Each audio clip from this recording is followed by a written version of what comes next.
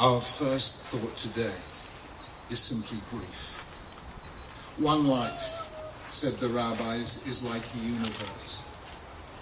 Today we mourn 6 million universes, taken from this world without cause, without mercy, and without respite. We remember whole communities destroyed almost at a stroke.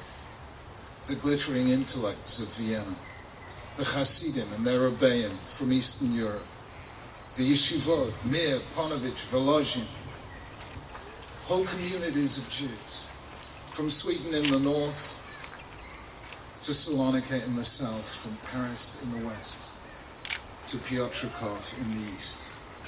Jews had lived in Europe for centuries, in some cases 2,000 years. They enriched every aspect of its life, its arts and sciences, its business and industries, its culture, its spirituality.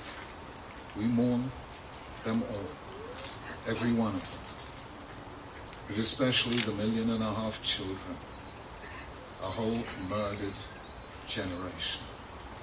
Their cries still echo in our hearts. Al Eila Ani Bochia. For these we weep. Our second thought is thanksgiving for the survivors and their courage, for the way they've affirmed life, the way they have borne witness to what happened, not in hate or desire for revenge, but for the sake of the future of humanity.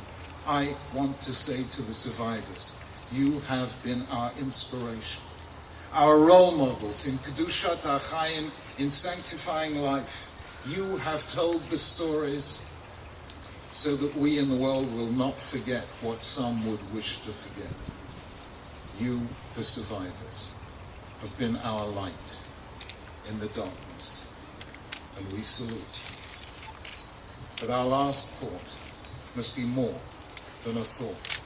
It has to be a commitment for the sake of the victims and the survivors alike. We will not let you down.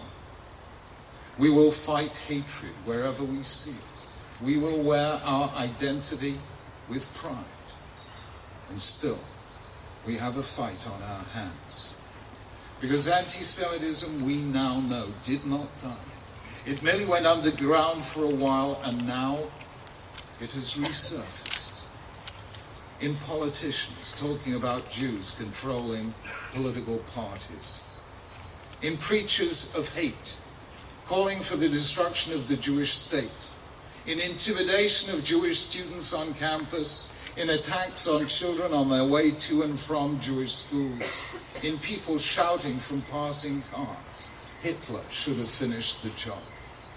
Let us be clear, beyond all possibility of misunderstanding, that though these may be small incidents, that is how great tragedies begin. Anti-Semitism begins with Jews, but it never ends with Jews. It is humanity's greatest threat to humanity itself. We were put here on earth for a reason. To teach by our very existence the sanctity of life, the dignity of every human being, regardless of color, culture, or creed, and freedom, the ability to live our lives without fear. In every generation there are enemies of freedom, and their first target is Jews.